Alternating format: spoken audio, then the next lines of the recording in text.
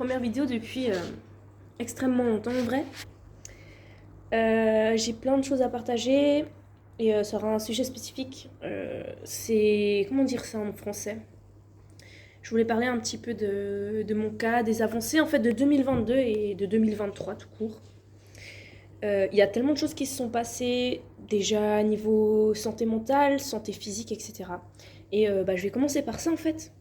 Du coup, en 2022, j'ai eu plus ou moins le dernier diagnostic médical que j'attendais.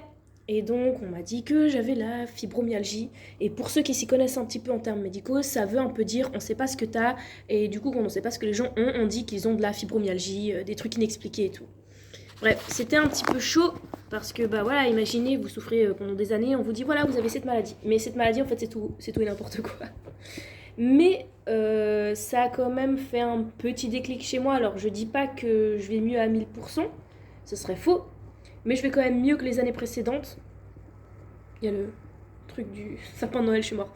Mais c'est mieux quand même que les années précédentes, et j'ai quand même réussi à faire énormément de choses que je pensais impossible jusque-là. Du coup, voilà, il y a eu ce diagnostic qui est tombé, qui m'a aidé, mais voilà, je suis pas encore 100% à l'aise concernant mes angoisses parce que j'en ai beaucoup, c'est difficile, il y a des trucs que je comprends pas, je suis là putain, mais pourquoi mon corps fait ci, fait ça, mais j'essaie de me dire, tu vas pas crever au moins, je ne sais pas. Mais voilà, j'ai quand même, niveau santé mentale et physique, pour moi qui vont de pair, parce que comme j'avais des douleurs physiques inexpliquées, ma santé mentale en pâtissait beaucoup, ça va quand même mieux. J'ai parfois des crises, parfois je contrôle pas mes peurs. Parfois, voilà, c'est trop dur, c'est comme ça. J'ai pas encore trouvé tous les schémas pour me rassurer que certaines choses me font trop mal corporellement ou sont trop bizarres. Mais je vais quand même globalement beaucoup moins aux urgences qu'avant. Voilà, j'essaye vraiment de travailler là-dessus et je suis plutôt contente parce qu'en vrai, ça fait seulement depuis août, voire le mois d'octobre que je travaille très très très très très très fort. Ça veut rien dire que je travaille beaucoup mentalement à ce sujet et ça fait que quelques mois.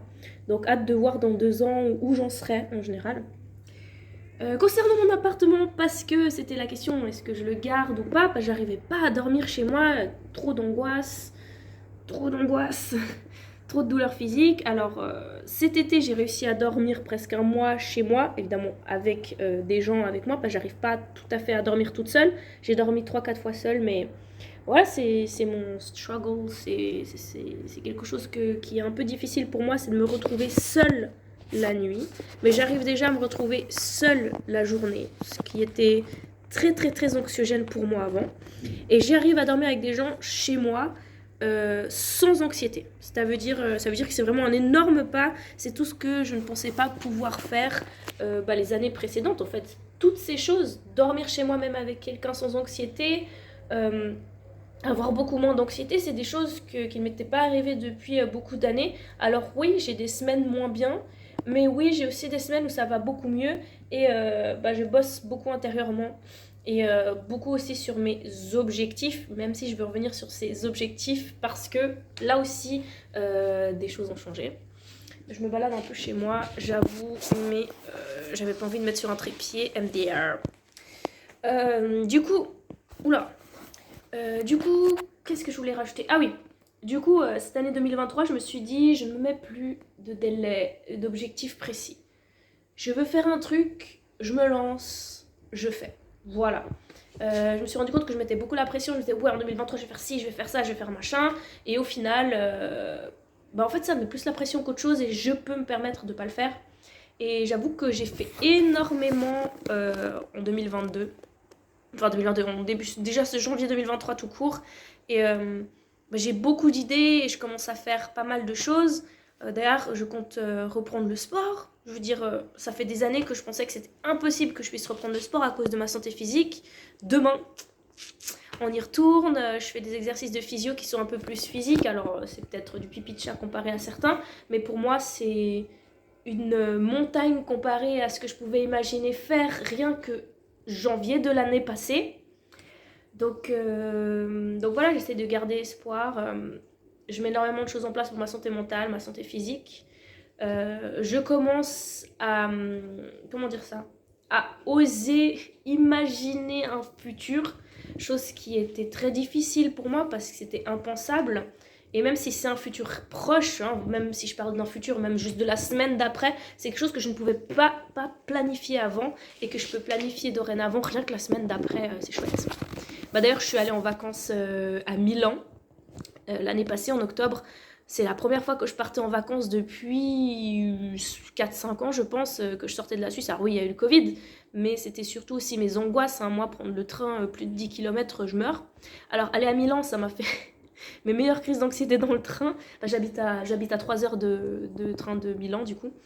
Mais voilà, je l'ai fait et j'ai déjà planifié cette année avec ma maman. On a déjà des idées pour partir à nouveau à l'étranger. De nouveau en train, je pense. Mais voilà, je commence à me dire, ouais, tu peux le faire, ouais, tu peux bouger, alors qu'avant, j'étais en mode, mais quitter un rayon de 10 km chez moi, c'est mort. C'est juste dead. Purée, j'ai beaucoup déblatéré, hein. J'avais juste envie de faire la vidéo et vous balancer ces choses. Je voulais aussi parler de Twitch. Alors oui, vous m'avez vu dans une de mes dernières vidéos, j'ai acheté le setup et tout, gna gna gna. Sauf que je me suis rendu compte que mentalement, je pense pas avoir la force de survivre aux critiques et à ce que les femmes vivent en général sur les réseaux sociaux. J'ai beaucoup suivi ce qui s'est passé envers énormément de Twitcheuses. Moi-même, avec 200 abonnés, j'ai vécu malheureusement du harcèlement grave. Donc j'ai même songé à porter plainte à la police. Parce que voilà, quelqu'un m'a menacé, me harcelait, malgré que je bloque tous ses comptes. Cette personne recréait des comptes, m'a mené la vie dure pendant des mois. J'ai dû en parler à ma maman, à ma famille, jusqu'à ce que cette personne arrête. Parce que bah voilà, je pense que bah, j'avais fait un tweet en mode bah je vais me plaindre à la police et j'ai les preuves, etc. Enfin bref, c'était difficile et du coup ça m'a un peu dégoûtée. Et je me suis dit, mais même moi, j'ai pas encore la force mentale d'avoir une communauté. Je pense pas que c'est ce que j'ai envie. Bien que j'aime jouer aux jeux vidéo. Donc oui, je compte finir les Resident Evil sur ma chaîne, petit à petit.